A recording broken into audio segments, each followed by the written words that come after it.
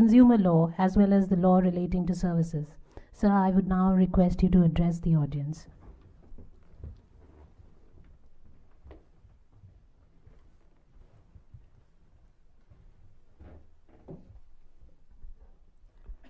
I was wondering whether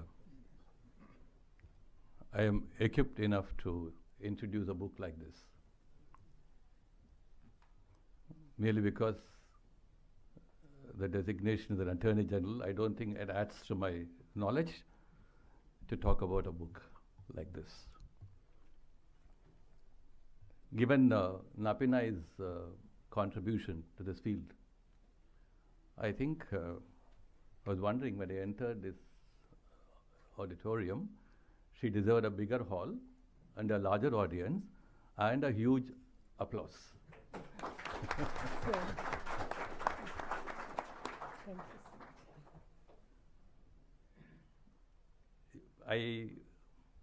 George Orwell, probably when writing 1984 and his Animal Farm, was talking about the thought machine. And a thought machine, probably he thought in some future world, you are somewhere in your protected prison walls, but somebody will read your thoughts. And that was an imagination at that point of time. But I think within less than half a century or so, we have something which has happened, which we never knew would happen to human civilization. So before I begin to talk about this book, which I think is two things I would like to talk about. This book is a first of its kind, a new genre of legal literature. I don't know whether if I would like to pen more books on law, I would be in a position to march alongside Nappinai, because it requires a different kind of a thought process to write a book like this. Probably we can write digests of books, legal literature, or a whole book of precedents and law, or have some commentaries on a statute, so on and so forth. But this is a very significantly different way of introducing a subject. Therefore, it's the first of its kind, a new genre of legal literature. And I think it's at once a blend of law without statutes and stories without legal reproduction. So I find that law without statutes, can anybody write law without statutes? I think on a subject like this particularly. So I'm sure within a very short span of time, this book will receive global attention, just as two books which I have read recently. One is a book titled A World Without Mind by a New York writer. He wrote for New York Times. And another book titled The Internet is Not What You Think It Is. I think it will join that queue very soon and receive a global acclaim. I wish her all the best. As soon as the book reached me by courier, the next day I was traveling and I picked up the book and started reading the book while in the aircraft. And the first thought is, well, I hope I will be able to finish this book, reading the book before the flight touches down. But I couldn't do that because the book was so absorbing, and the flights of imagination with the book triggered. I think that's where a book's importance lies. The flights of imagination which a book triggers. And there I think this book occupies a very important space, not only in a legal library, but in the library of human thought.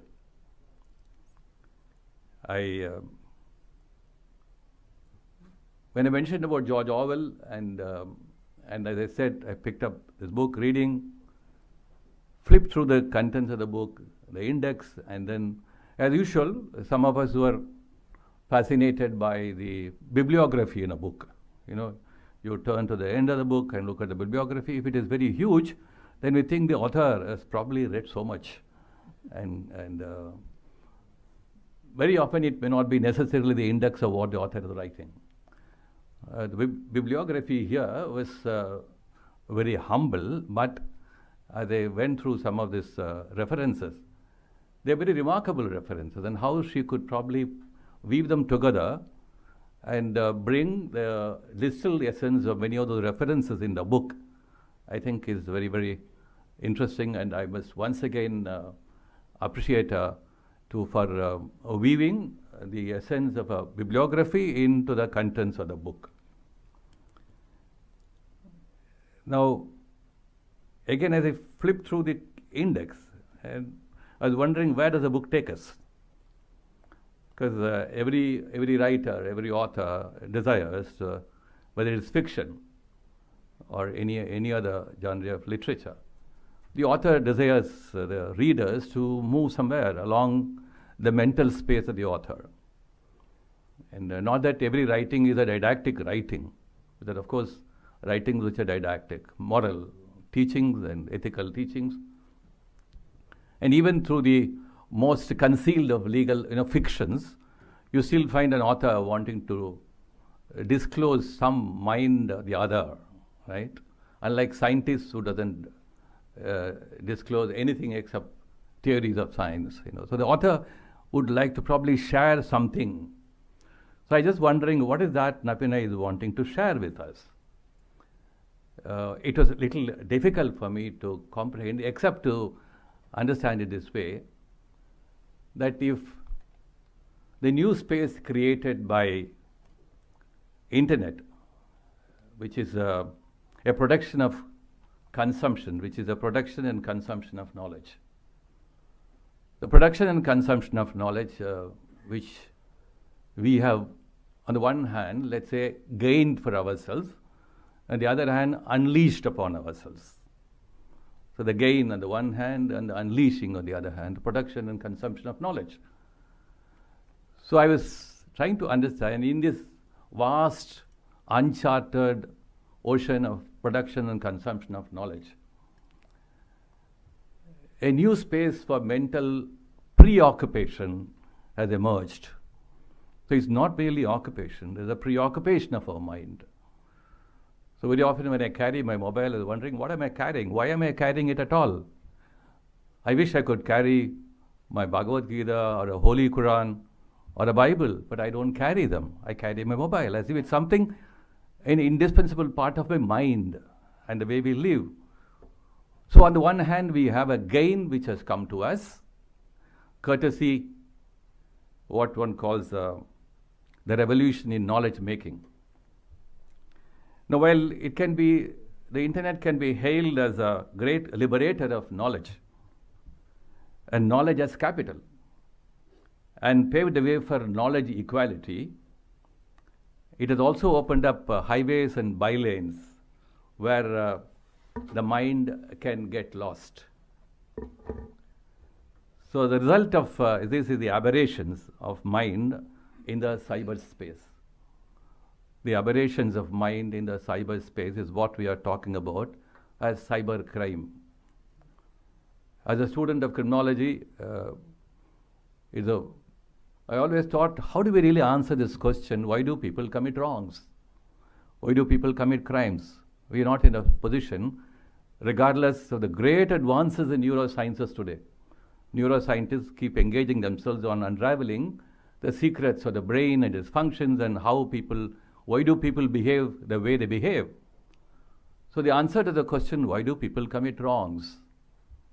There are enough opportunities to commit wrongs, reasons to commit wrongs, but the internet, I think, has opened up a new space where the tendency to do something which is probably not in order, the tendency is probably triggered in more than one way than what would have happened in a non-cyber space. So every aspect of our life, economics, politics, our private lives, every aspect of our life is therefore now under the so-called dual feature of the gain and the unleashing. And therefore I thought Nappinai was by a storytelling process.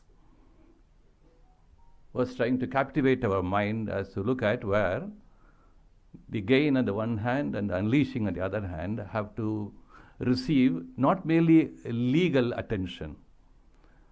So we have, throughout the world today, we are still trying to find out whether what would be an ideal data protection bill. We are talking about privacy, right? And we have all kinds of views on that, conflicting views.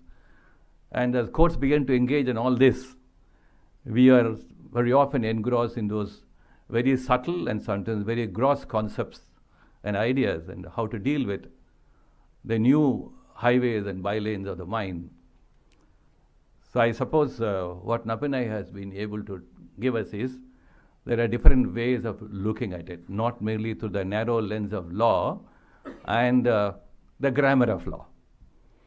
So something beyond that, and how do we get it done? For every class of audience, from school children to adults, to judges, and to uninformed lawyers like me.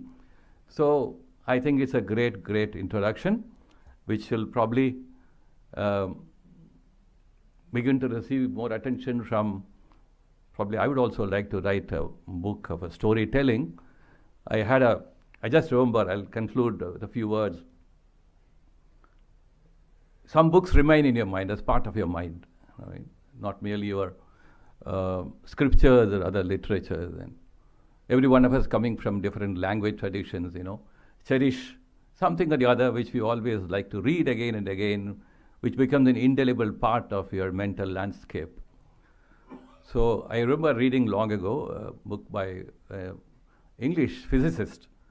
The title of the book was Blackfoot Physics. It is about migration of people from across the globe, to Siberia, to South America, North America. And he was talking about this tribe called the Blackfoot. But why physics?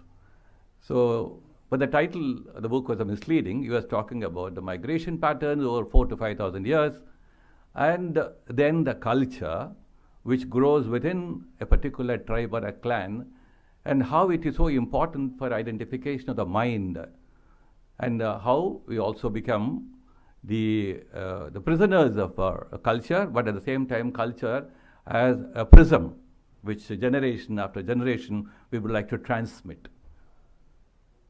And as I began to pick up this book, I thought we are now beginning to talk about the migrations of human mind across the different dimensions of mind, and how difficult it's going to be to capture, to deal with the migrations of mind through the narrow spectrum of law and the justice administration.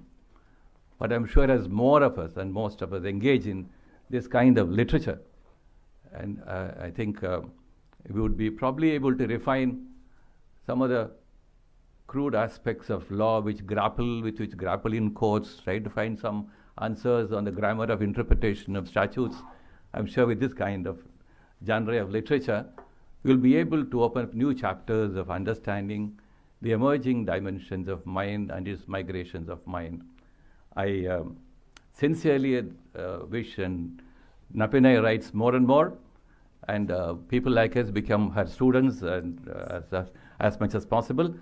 I would really like to be her student, a humble student. Thank you very much for inviting me today.